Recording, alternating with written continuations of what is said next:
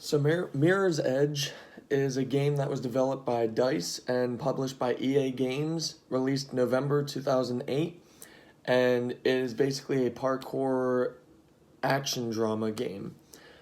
The best part I can say about Mirror's Edge is its gameplay, which is very innovative, very inventive, very original, and it's basically just running and gliding and sliding through a world against police and everybody essentially trying to shoot at you. And the story is basically just trying to get your life free of this kind of life. And like I said, the best part about this game is within the gameplay mechanics, but that's also the worst part about this game. So mainly my gripe with Mirror's Edge, it's a great game, but the main issue I have with Mirror's Edge is it's all one giant action scene, it feels like. So, for example, there are multiple action sequences compounded together. Say, for example, when cops are shooting at you and you're tasked to run through a maze. And it's kind of like it's on rails, considering that's how you're supposed to play through that section. But most of the game is that section continuously gone through. And it's not bad, it's quite enthralling, but it does kind of get tedious after a while, considering it's like an 11 mission game, and the majority of the time it's the gameplay, which again, refreshing, innovative gameplay, bogged down by the storytelling within its gameplay. The story itself I found to be okay. It was mostly fine. It's like I said, it's basically just trying to get yourself out of that life and trying to uncover some secrets and whatnot. Ultimately, though, Mirror's Edge for me is a very much above average game. It's great for at least one playthrough, although you need patience. You will die a lot because this is a game built off of playing through it once and then replaying it, say on the hardest difficulty, and memorizing everything. And the first playthrough, you're probably going to die a lot, mainly because this is a very intelligent game. Picture Uncharted's storytelling in the gameplay, or The Last of Us, where you have to climb is designated by a color.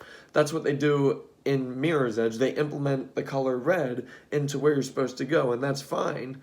The only problem is whenever cops are shooting at you, you just still kind of have to look around, and the only kind of hint that they give you is to hold circle, and yeah, it directs you exactly where to go, and that's fine. But again, like I said, you have to kind of savor your time while you're getting shot at in more open sections, and you have to figure out where to go. And I feel it's a better game without the hint. Okay, it's a better game for the smart of the game, if that makes sense.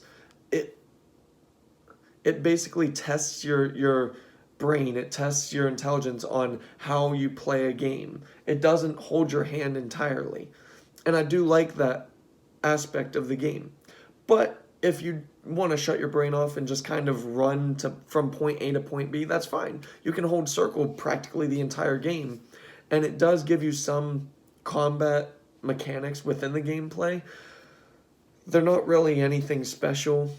Square to slow down, triangle at the right time to disarm them, and then you can shoot your enemies if you want to. It's not really anything that stands out. It's really nothing at all. It's just kind of doing that and then choosing to either throw the gun away or shoot them. And the animations are just kind of the enemies just getting shot and they fall back. They fly into the air. That's about it. It's all you would really expect for a gameplay element that wasn't really touched on. But yeah, ultimately, for the most part, most of Mirror's Edge holds up very well, even in 2021.